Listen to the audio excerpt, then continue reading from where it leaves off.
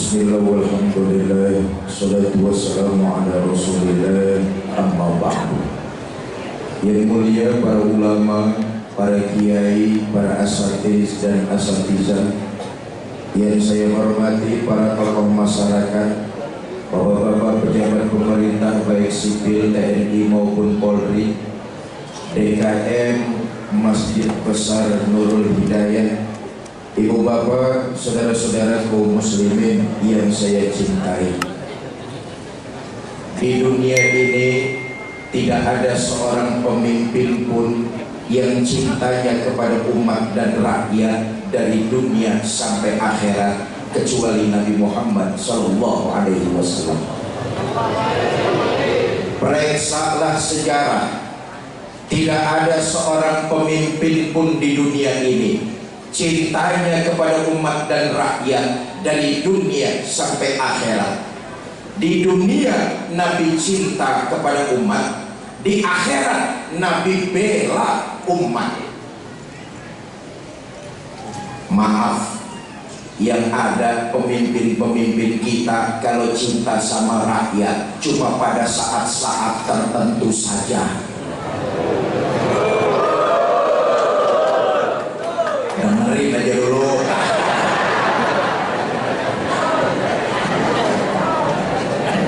Mau pemilu baru cinta sama rakyat, mau pilkada baru sering rajin datengin rakyat. Nabi zahir batin beliau cinta kepada umat dan rakyat. Di dunia Nabi cinta kepada umat, di akhirat Nabi bela umat. Nih, kita bukti kecintaan Nabi kepada kita, beliau bela kita di akhirat. Walaupun kita umat paling akhir, ternyata karena pembelaan baginda Nabi, di akhirat nanti kita dapat keutamaan semua. Inilah pemimpin yang luar biasa. Travelnya di pelanin saja itu dibantu. Cek 1 2, nah yang tadi aja.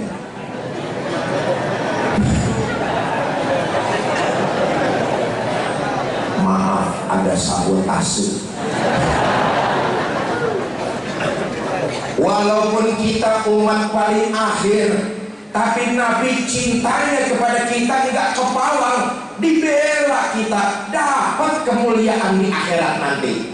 Dalam sebuah hadis qudsi, Allah menyatakan karena pembelaan baginda Nabi, kata Allah begini, inni haramtul jannata ala sa'iril umam hatta tadkhulaha ummatuka. Allah menyatakan sorga belum dibukakan pintunya buat umat-umat yang lain sebelum umatmu Muhammad masuk lebih dahulu ke dalamnya. Alhamdulillah. Karena Nabi Muhammad, ini semua yang datang malam ini nih, nanti di akhirat akan dibangkitkan lebih dulu, dihisab lebih dulu, lewat Siratal Mustaqim lebih dulu, masuk surga lebih dulu. Kalau toh mampir ke neraka juga lebih. Ya resiko, jangan mau enaknya. Saudara, karena itu kecintaan baginda Nabi kepada kita zahir batin, nggak perlu kita ragukan, nggak perlu kita sanksikan. Apa bukti kecintaan baginda Nabi kepada kita? Ini saja yang mau saya omongin. Mudah-mudahan pidato saya selesai dalam waktu 5 menit. Sampai jam berapa Pak Camat pidato di Masjid Nurul Hidayah? Sampai jam berapa? Jam 11. Ikut patungan 5.000 nawar. Pertama, bukti cinta Nabi kepada kita nih, saudara, untuk ukuran hidup orang kecamatan apa gitu? Untuk ukuran hidup kecamatan Tempuli, Nabi itu hidupnya sederhana. rumahnya kecil, tidurnya di atas pelepah daun korma, kadang-kadang sampai berbekas di pipinya yang mulia. Allahumma sholli wa sallim wa barik alaihi.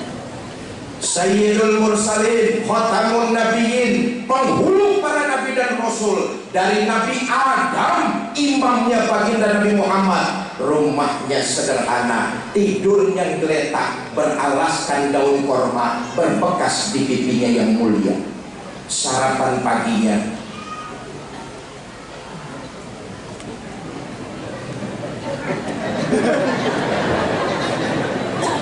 sebentar, ada iklan dulu sebentar. Terima kasih.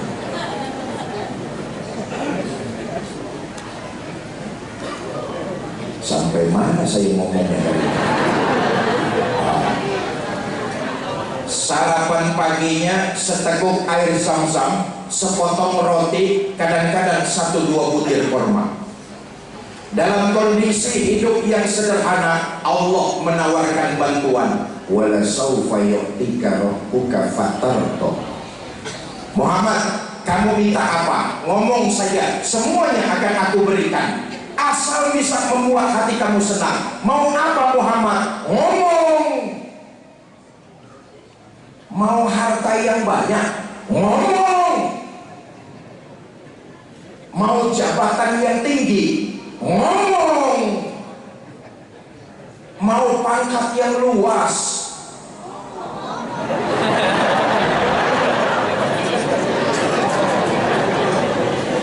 Mau apa Muhammad? Ngomong saja, aku berikan, asal bisa membuat hati kamu senang.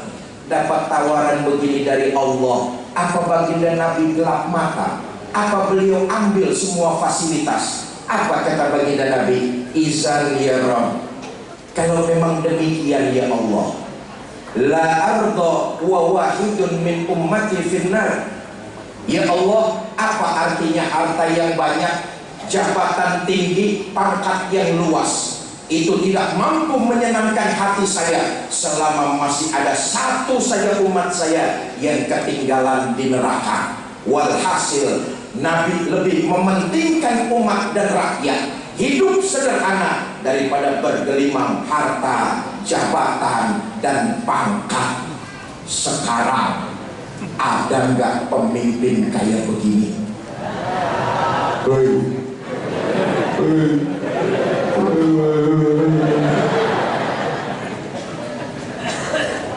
Satu. Yang kedua, bukti cinta Nabi kepada kita, saudara. Di akhir hayat, ketika ajal baginda Nabi sudah mendekat, sebelum roh terpisah dari jasad, 3 kalimat yang terucap dari bibir mulia baginda Nabi. Apa ucapannya? As-sholat, as-sholat, an-nisa, ittaqun nisa, ummati, ummati. As-sholat, as-sholat, sholat, dirikan sholat. Inilah pecinta baginda Nabi, rokaan sujada, mendirikan sholat. Ibadah-ibadah yang lain Allah turunkan melalui perantara malaikat Jibril, tapi khusus sholat Allah sendiri yang memerintahkan Nabi kita Muhammad Sallallahu Alaihi Wasallam. Saudara, satu-satunya manusia yang dosanya sudah mendapat jaminan ampun adalah Nabi kita Muhammad Sallallahu Alaihi Wasallam. Betul atau tidak? Liyaghfirallahu ma taqaddama min dzambika wa ma ta'akhkhar. Muhammad, dosamu yang lalu, yang sekarang, atau yang akan datang kalau memang ada, seluruhnya sudah mendapat jaminan ampun. Sejarah kita baca, Nabi walaupun dosanya sudah mendapat jaminan ampun, sholatnya luar biasa. Saya yakin kalau ada orang tempuling, dosanya sudah mendapat jaminan ampun, saya yakin itu orang berhenti sembahyang. Betul apa enggak? Nabi walaupun dosanya sudah mendapat jaminan ampun, sholatnya luar biasa. Bahkan sejarah kita baca, Nabi itu kalau sholat tahajud kakinya bengkak karena rajin ruku dan sujud. Allahumma sholli wa sallim wa barik alaihi. Dosa sudah mendapat jaminan ampun, sholat tahajud kakinya bengkak karena rajin ruku dan sujud. Saya juga tahu orang-orang di Sungai Salak ini banyak yang kakinya pada bengkak.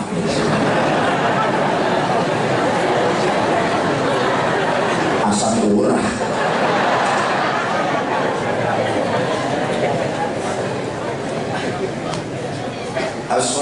As-sholat, sholat, dirikan sholat.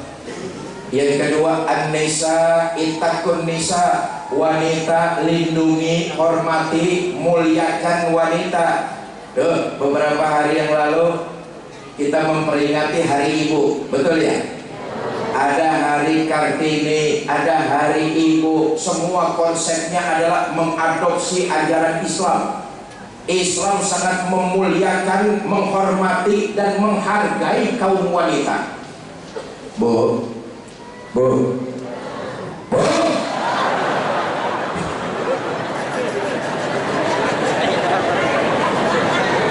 maaf, ini ibu-ibu semua yang hadir malam ini, hutang jasa teramat besar kepada baginda Nabi Muhammad SAW.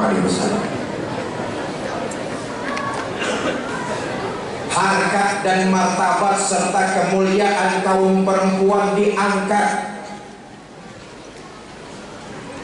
Bahkan dalam salah satu hadis Nabi mengatakan begini, an-nisa imadul bilad, wanita tiang negara. Jikalau baik wanita, baik negara. Jikalau rusak wanita, hancur negara. An-nisa imadul bilad, wanita sama seperti sebuah tiang, penting, nggak bisa disembarangkan. Nih, masjid kita ini Nurul Hidayah, kalau nggak ada tiangnya rubuh apa enggak? Rubuh. Rumah kita kalau nggak ada tiangnya runtuh apa tidak? Runtuh. Mustahil bangunan bisa berdiri tanpa unsur tiang yang menyangga di tengah-tengahnya. Nah, kotak amalnya nanti saja dulu. Kotak amal taruh di depan saja dulu, biar enggak ganggu konsentrasi. Nanti saya yang komandoin, baru nanti berjalan. Sampai mana lagi saya ngomong dari itu? Bu, ibu utang jasa teramat besar oleh baginda Nabi. Ayo kita lihat sejarah. Berdasarkan data dan fakta, sebelum Nabi lahir, posisi wanita sangat dilecehkan dan direndahkan. Punya anak wanita dianggap aib. Kerjaannya tukang ngabisin beras, tiap saat selalu makan, nggak bisa diajak berperang. Itulah sebabnya sebelum baginda Nabi lahir, punya anak perempuan dianggap aib, dikubur hidup-hidup. Lihat lagi sejarah peradaban dunia. Sebelum Nabi Muhammad lahir, dunia cuma ada 3 peradaban besar. Ketiga-tiganya sangat merendahkan kaum wanita. Romawi, Yunani, Asia Tenggara. Di Romawi, seorang bapak boleh memperjualbelikan anak gadisnya. Di Yunani, seorang suami menjadikan istri komoditas barang dagangan di pasar. Na'udzubillah min, istri dijadikan komoditas dagangan. Di Asia Tenggara, di Cina, dinasti terakhir kerajaan Ming di Cina itu pernah membangun istana dengan 1000 kamar. Kenapa? Karena istri raja 1000. Istri raja 1000.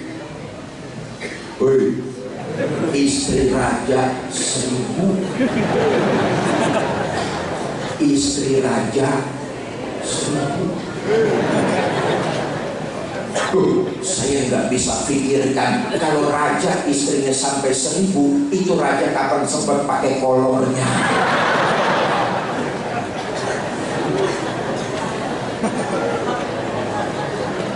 Lahir baginda kita Nabi besar Muhammad sallallahu alaihi wasallam, diangkat harkat martabat kaum wanita. Maka pantas sebelum ajal keluar dari jasad baginda Nabi, kalimat yang kedua, an-nisa ittaqun nisa, wanita lindungi hormati kaum wanita. Pak, kita ini oleh baginda Nabi diwasiatkan soal wanita.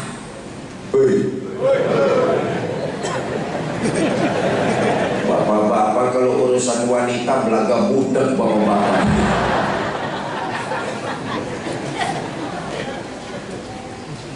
Kata Nabi, berlemah lembutlah kalian kepada istri-istrimu, karena aku paling lembut kepada keluarga dan istriku.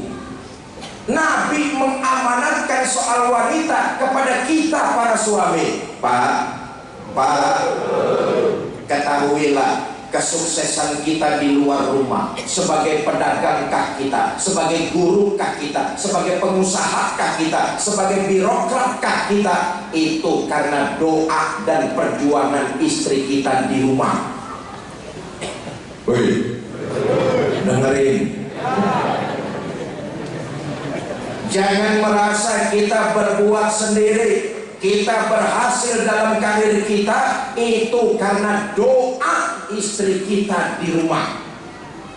Makanya Nabi menganjurkan dan mengamanatkan kepada kita para suami, lembut kepada kaum wanita, lembut kepada istri kita. Oh, luar biasa. Nabi itu kalau manggil istrinya kalimatnya mesra sekali. Ya Humairah, hai yang kemerah-merahan. Kenapa? Sayyidah Aisyah radhiyallahu anha itu karena pipinya putih kemerah-merahan. Maka Nabi kalau manggil kalimatnya lembut dan romantis. Ya Humairah, hai yang kemerah-merahan. Bahasa anak sekarangnya, ada apa Beb? Dan ini ngajarin kita nih para suami nih, Pak, manggil istri panggilannya yang lembut, penuh keromantisan. Kelihatannya panggilan memang sepele, tapi ternyata dapat membangkitkan keharmonisan dalam berumah tangga. Maaflah, kita ini suami kan kadang-kadang enggak terlalu jujur manggil istri, tapi nyakitin. Sudah tahu istrinya hitam, kalau manggil bulu, sini kamu. Jujur tapi nyakitin. An-nisa ittaqun nisa, kalimat kedua yang terlontar dari bibir mulia baginda Nabi. An-nisa ittaqun nisa, wanita lindungi, hormati, muliakan kaum wanita. Yang ketiga, ummati. Ayo kita renungkan saudara. Sebagai seorang suami di akhir hayat, Nabi nggak manggilin istri tercintanya Sayyidah Aisyah radhiyallahu anha. Sebagai seorang bapak di akhir hayat, Nabi nggak manggilin anak semata wayangnya Sayyidah Fatimah. Di akhir hayat sebagai seorang kakek, Nabi nggak manggilin cucu kesayangannya Sayyidina Hasan dan Husain. Tapi di akhir hayat sebagai seorang pemimpin yang beliau panggil ummati. Kita semua umat baginda Nabi besar Muhammad.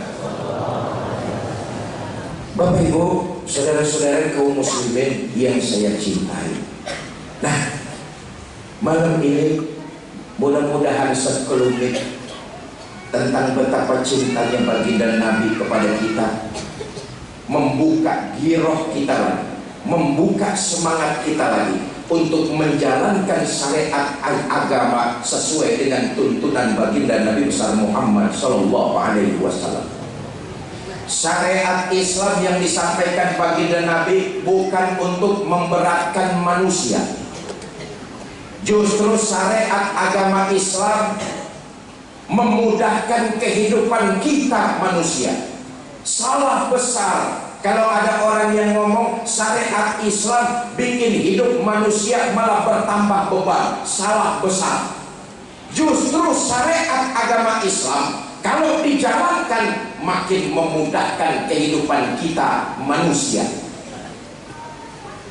Saudara, di antara prinsip-prinsip dakwah Nabi, beliau menggunakan metode taklilut takalif. Inilah syariat agama Islam, menyedikitkan beban. Syariat bukan memperberat kehidupan kita, justru syariat bikin hidup kita jadi mudah. Taklilut takalif, menyedikitkan beban. Bahasa gampangnya begini, saudara, kalau kemampuan kita mengerjakan ibadah berkurang, otomatis penekanan terhadap ibadah itu ikut menurun. Ini taklilut takalif. Saya ulangi, kalau kemampuan kita mengerjakan ibadah berkurang, otomatis penekanannya ikut menurun. Islam bukan agama yang memaksakan pemeluknya. Contoh, sholat hukum asalnya wajib berdiri, betul atau tidak? Pak, saya sholat kalau berdirinya terlalu lama, dengkul saya gemeteran Pak. Boleh nggak saya sholat sambil duduk? Boleh. Kenapa? Kemampuan berkurang, penekanannya ikut menurun. Taklil, syariat bukan memberatkan, justru bikin kita hidup jadi mudah. Pak, saya sholat kalau duduknya terlalu lama, pantat saya ambeien Pak. Boleh nggak saya sholat sambil berbaring? Boleh. Kenapa? Kemampuan berkurang, penekanannya ikut menurun. Pak, saya sholat kalau berbaringnya terlalu lama, pinggang saya encok Pak. Boleh nggak saya sholat pakai isyarat? Boleh. Luar biasa. Sesuai dengan kemampuan kita manusia. Islam bukan agama yang memaksakan pemeluknya. Sholat wajib berdiri. Kalau nggak sanggup, boleh duduk. Kalau nggak sanggup, boleh berbaring. Kalau nggak sanggup, boleh pakai isyarat. Kalau masih pakai isyarat nggak sanggup juga, cepat-cepat bawa ke masjid, kita sholatkan rame-rame. Innalillahi wa inna ilaihi. Agama Islam, syariat agama bukan memberatkan kita, justru bikin hidup kita makin mudah. Dulu ada orang lapor tergopoh-gopoh ke hadapan baginda Nabi. Halaktu ya Rasulullah, celaka saya ya Rasul. Kata Nabi, celaka kenapa? Ya Rasul, siang-siang bulan puasa saya sama istri nggak kuat, terpaksa saya nyelonong. Rupanya pengantin baru, tegangan tinggi, syahwat gede. Tapi itulah orang-orang dulu ya. Mereka walaupun ilmunya sedikit, diamalkan ilmunya, hidupnya berkah. Apa buktinya? Walaupun salah, jujur, lapor sama baginda Nabi. Orang-orang dulu tuh walaupun punya ilmunya sedikit, diamalkan, ilmunya berkah, hidupnya benar. Kalau salah, ngaku, jujur. Orang sekarang ilmunya banyak, kalau salah nyari pembenaran. Betul apa enggak? Sekarang lagi musim nyari-nyari pembenaran, bukan ngikutin kebenaran, malah mencari pembenaran. Sama juga ada polisi nangkep pencuri, ditanya, Mas, sampean kenapa mencuri kambing? Kata pencuri, Pak polisi, saya mah bukan mencuri kambing, saya hanya mencuri tali, tapi di ujung tali ada kambingnya. Cari pembenaran.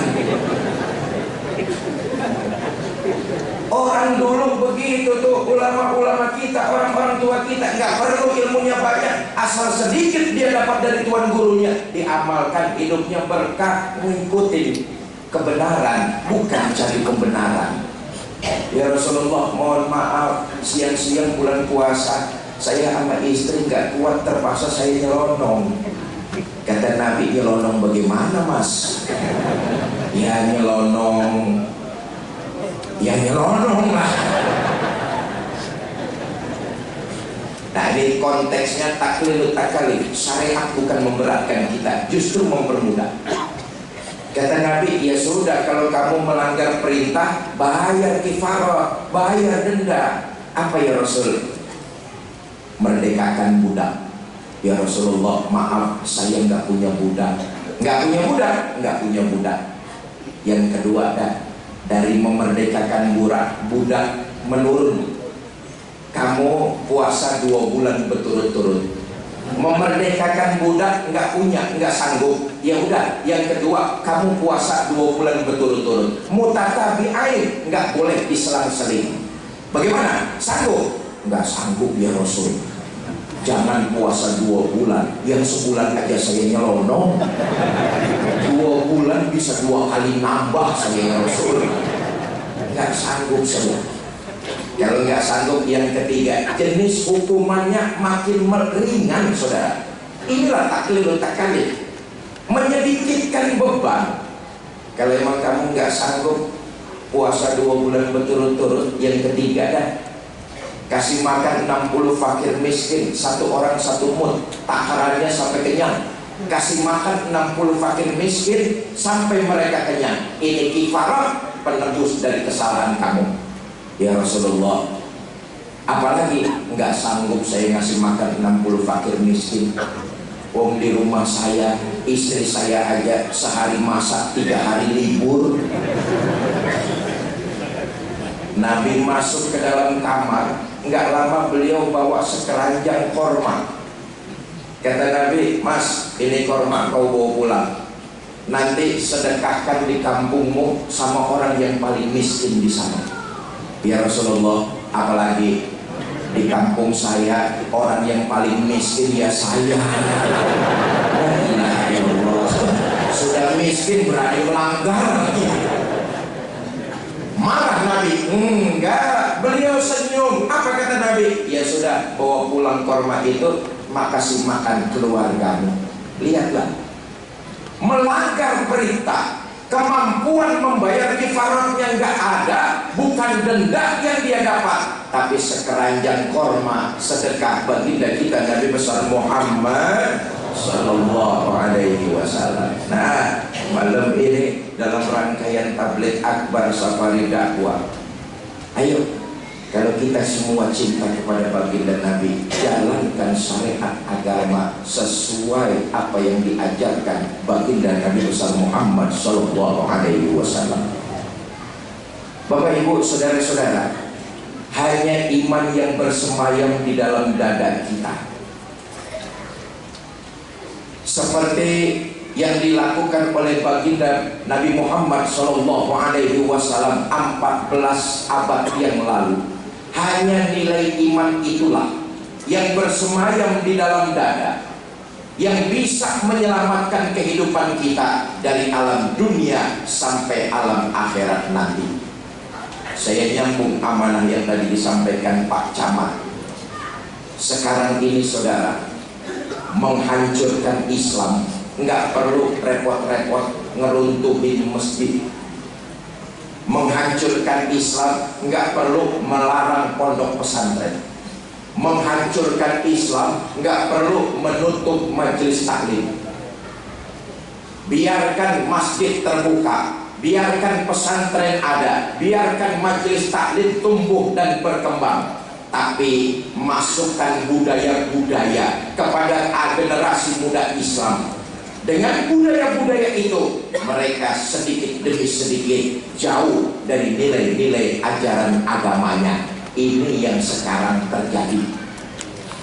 Dan saya yakin semua yang hadir malam ini sih imannya kuat. Amin. Agamanya hebat. Insya Allah rombongan orang-orang selamat. Tapi yang dihancurkan oleh orang-orang di luar Islam adalah anak-anak kita. Biarkan di atas KTP mereka tertulis agama Islam, Tapi masukkan budaya-budaya, masukkan aliran-aliran, masukkan tradisi-tradisi yang mereka gandrungi. Dengan itu sedikit demi sedikit mereka lari dan jauh dari nilai-nilai ajaran agamanya. Lihatlah, kecanggihan teknologi sudah tidak bisa kita hindari. Budaya-budaya masuk lewat kecanggihan teknologi. Smartphone yang ada di tangan kita bisa mengakses budaya apa saja. Betul apa tidak?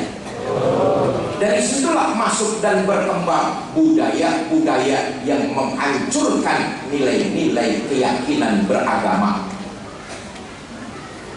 Islam tidak antipati dengan budaya luar, tidak. Islam itu moderat, terbuka. Selama membawa kemaslahatan, Islam terima. Tapi bukankah kita tahu budaya-budaya dari luar, jangankan dengan nilai ajaran agama, dengan budaya orang Injil banyak sekali yang sangat bertentangan. Betul atau tidak? Karena itu tugas kita semua, bagaimana Injil 30 tahun yang akan datang, bagaimana Riau 30 tahun yang akan datang, bagaimana Indonesia 30 tahun yang akan datang, bahkan bagaimana Islam di Indonesia 30 tahun yang akan datang. Jawabannya adalah ada pada anak-anak kita. Kalau kita salah mendidik, kalau kita salah memonitor, kalau kita tenang-tenang saja sebagai orang tua, tidak mendidik, tidak memperhatikan, tidak menanamkan nilai iman yang mantap ke dalam hati anak-anak kita, boleh jadi anak-anak kita bisa menjadi bencana di akhirat nanti. Dan Islam di Indonesia boleh jadi hanya akan tinggal kenangannya saja. Semua kita sepakat